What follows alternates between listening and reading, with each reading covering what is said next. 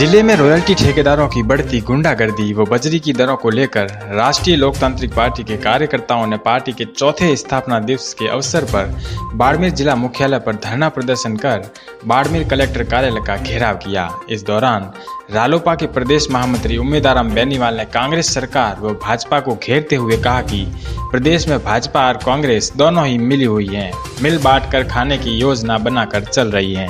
ऐसे में प्रदेश के किसान, मजदूर, आम आदमी हर कोई इनकी लूट से परेशान है। जिले में बजरी ठेकेदारों ने गुंडे छोड़ रखे हैं, वो लोगों की हत्याएं कर रहे हैं। आए दिन मारपीट तो आम बात हो गई है।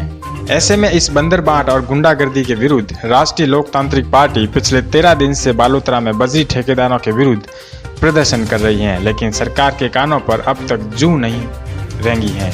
इससे साफ जाहिर होता है कि बजरी माफियाओं से सरकार की मिली भगत है और भारतीय जनता पार्टी को इन ठेकेदारों से मोटा हिस्सा मिलता है। ऐसे में ये दोनों पार्टियां बारी बारी से मिलकर जनता को लूटने में कोई कसर नहीं छोड़ रही हैं।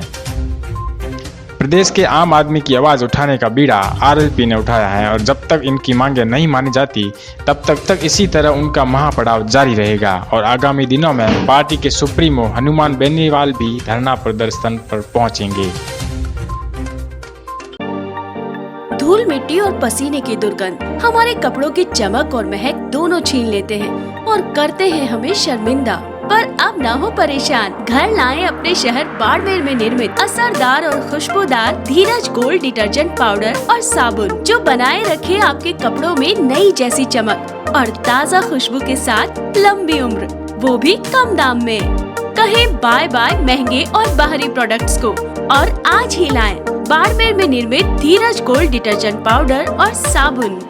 पहले तो सभी प्रदेशवासियों को आज आरएलपी के चौथे स्थापना दिवस की बहुत बहुत हार्दिक शुभकामनाएं देता हूँ, बधाई। और आज वैसे बाड़मेर के अंदर बालोतरा के अंदर 13 दिन से कंटिन्यू अनिश्चितकालीन धरना चल रहा है बजरी के मामले में। तो उस बजरी के मामले में सरकार सुन नहीं रही है, इसलिए आज जिला कलेक्टर का घेराव का कार्यक्रम रखा गया और यहाँ ज्ञापन देंगे। और इस प्रकार बजरी की गुंडागर्दी बालोतरा जैसे बाड़मेर जैसे शांत एरिया के अंदर यहाँ गुंडे ला के छोड़ दिए और वो आए दिन मारपीट की घटनाएं, हत्याएं हो रही है और जनता को बेरहमी से लूटा जा रहा है। जो 50 रुपए की बजरी है वो 550 रुपये में बेचते हैं। जो पहले गाड़ी 8 से 10 हज़ार रुपये में गांव में पहुंचती थी गाड़ी, वही गाड़ी अब 35 से 40 हज़ार रुपये।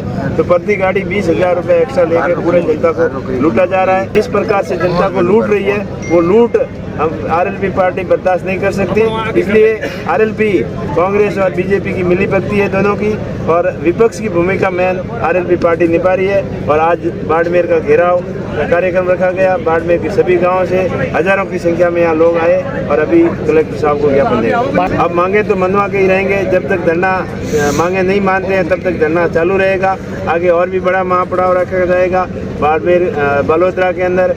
जरूरत पड़ी तो नदी के अंदर जाना पड़ा तो वहाँ नदी के अंदर भी जाएंगे और हाईवे और रेल ट्रैक भी जाम करेंगे और अपनी मांग मनवा के रहेंगे। अब 13 दिन से आश्वासन नहीं मिल रहे हैं कि हमारे बात कर रहे हैं, सरकार सुन नहीं रही है, ऐसा बोल रहे हैं वो, लेकिन अभी तक कोई संतोषजनक बात हुई नहीं है। जब वो कल प्रेस कॉन्फ्रेंस कर रहे थे तो कई लोग जो बजरी ठेकेदार के दलाल हैं वो उनके साथ में थे और हो सकता है कि उनके पास में भी कुछ हिस्सा पहुंच गया हो, इसलिए वो अपना पाक साफ करने के लिए ऐसे इस तरीके के बयानबाजी कर रहे हैं। वैसे इतिहास में पहली बार हो रहा है कि सरकार के चुने हुए प्रतिनिधि सरकार के खिलाफ ही प्रदर्शन कर रहे हैं। आपकी या तो नीति साफ नहीं है या आप उनसे मिले हुए हो। अगर आपकी नीति साफ होती तो सरकार के ऊपर दबाव बनाते। सबसे पहले तो आप इस्तीफा देते, यहाँ से प्रमुख पद से कि बजरी की रेटें कम नहीं होती है तो प्रमुख से इस्तीफा देते हैं, या विधायक अपने विधायकी से इस्तीफा देते। ये पहले तो अशोक गहलोत को तो बचाने के लिए वहाँ इस्तीफे दे दिए, लेकिन जिस तरीके से जनता को लूटा जा रहा है उस लूट के खिलाफ इनका कोई बयानबाजी नहीं है। अगला पड़ाव में हनुमान जी बेनीवाल भी आएंगे और अगर जरूरत पड़ी तो वो भी आएंगे और बड़ा आंदोलन होगा, महापड़ाव होगा।